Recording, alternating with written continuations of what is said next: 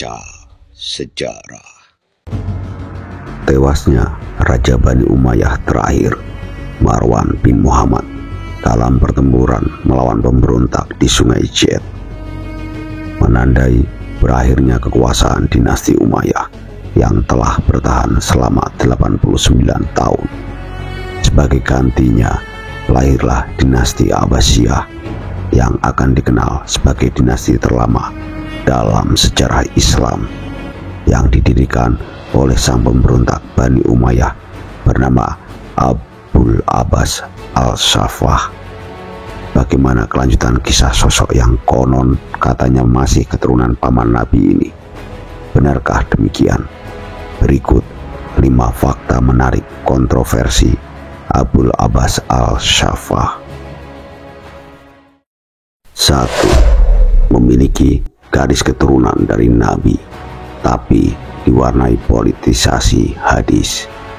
Abul Abbas al-Saffah berasal dari keturunan Abbas bin Abdul Muthalib, paman Nabi Muhammad.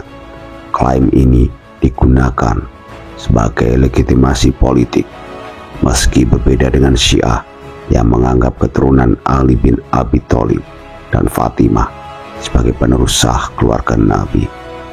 Sejumlah hadis pun muncul untuk mengukuhkan posisi Abbasiyah, namun beberapa di antaranya diragukan keabsahannya. Misalnya, riwayat dari Abu Hurairah bahwa Nabi pernah berkata kepada Abbas, "Dari keturunanmu akan lahir kenabian dan kerajaan."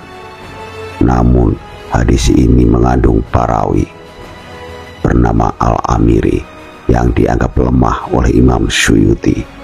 Hadis lain berbunyi, "Sesungguhnya Allah membuka agama ini denganku dan menutupnya dengan keturunanmu." Lagi-lagi, menurut Imam Suyuti, riwayat ini tidak dapat dipercaya.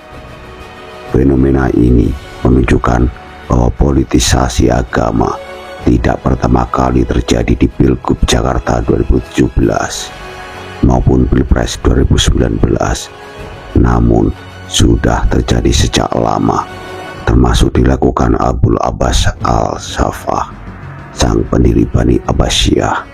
2. Pembantaian keluarga dan pasukan Umayyah. Setelah berhasil mengalahkan Bani Umayyah, Abul Abbas al-Saffah tidak hanya merebut kekuasaan, tetapi juga memburu para pendukung Bani Umayyah hingga ke akar-akarnya. Sejarawan Ibnu al-Atshir dalam Al-Kamil fit Tarikh mencatat sebuah peristiwa keji. Abul Abbas mengundang sisa-sisa keluarga Umayyah untuk jamuan makan. Saat mereka sedang menikmati hidangan, ia tiba-tiba memerintahkan kepada pengawalnya untuk melakukan pembantaian. Darah berceceran di mana-mana hingga menutupi makanan di atas meja makan. Salah satu korban, Sulaiman bin Hisham bin Abdul Malik, bahkan ditarik keluar dari meja makan dan dibunuh langsung oleh Abul Abbas. Terhitung sekitar 90 orang anggota keluarga Umayyah dibantai dalam perjamuan itu. Jenazah mereka ditumpuk dan ditutupi permadani, sementara Abul Abbas beserta keluarganya tetap melanjutkan makan di atasnya. Beberapa jasad keluarga Umayyah bahkan disalib dan dipertontonkan di hadapan publik. 3. Bersekutu dengan Syiah dan Khawarij untuk menjatuhkan Umayyah. Di awal pemberontakan kepada Raja Bani Umayyah terakhir, Marwan bin Muhammad, Abul Abbas al-Saffah ternyata mendapatkan dukungan dari kelompok Syiah yang melihat mereka sebagai sesama keturunan Nabi. Bagi Syiah, kemenangan Abbasiyah adalah harapan untuk mengakhiri dominasi Bani Umayyah yang sejak zaman Raja Yazid bin Muawiyah menindas mereka. Namun, dugaan mereka salah besar. Politik tetaplah politik. Setelah berkuasa, Abu Abbas al-Shafah justru mengabaikan Syiah, bahkan menyingkirkan mereka dari panggung politik kekuasaan Bani Abbasiyah. Padahal mereka merasa banyak membantu khalifah, termasuk membuat cerita karangan jika Abu Abbas as-Shafah ini adalah Imam Mahdi yang dirindukan kaum muslimin. Ini yang membuat banyak tokoh Syiah kecewa kepada Abu Abbas. Hal serupa juga dialami oleh kelompok Khawarij yang sebelumnya turut membantu menjatuhkan Umayyah, tetapi kemudian justru dianggap musuh dan diburu oleh Abbasiyah layaknya tikus. Politik lagi, son.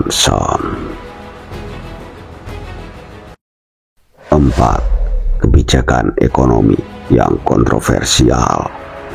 Sebagai khalifah pertama Abbasiyah, Abu Abbas menerapkan kebijakan fiskal yang ketat untuk menstabilkan ekonomi. Namun, kebijakan ini justru menimbulkan ketimpangan sosial. Sejarawan mencatat bahwa di bawah kepemimpinannya, rakyat kecil semakin menjerit karena tidak adanya subsidi dan bantuan sosial dari kerajaan. Sementara elit kekuasaan Bani Abbasiyah semakin dimanjakan dengan gaji, fasilitas, dan tunjangan bernilai fantastis yang diambil dari pajak rakyat. Hal ini memunculkan ketidakmerataan ekonomi di awal berdirinya dinasti Islam dan sempat menimbulkan ketidakpuasan di kalangan masyarakat menengah ke bawah. Yang kaya makin kaya, yang miskin makin miskin. Terlalu. 5. Kematian yang misterius. Abu Abbas al-Shafah meninggal pada usia muda, yakni 33 tahun. Namun, penyebab kematiannya masih menjadi misteri. Ada yang meyakini ia meninggal karena sakit parah, sementara teori lain menyebutkan adanya konspirasi di dalam keluarga Abbasiyah sendiri. Dugaan pembunuhan politik menguat, mengingat dinasti ini baru saja berdiri dan kekuasaan masih rapuh. Hingga kini, kematiannya tetap menjadi perdebatan di kalangan sejarawan. Abu Abbas al-Shafah adalah sosok yang penuh kontroversi.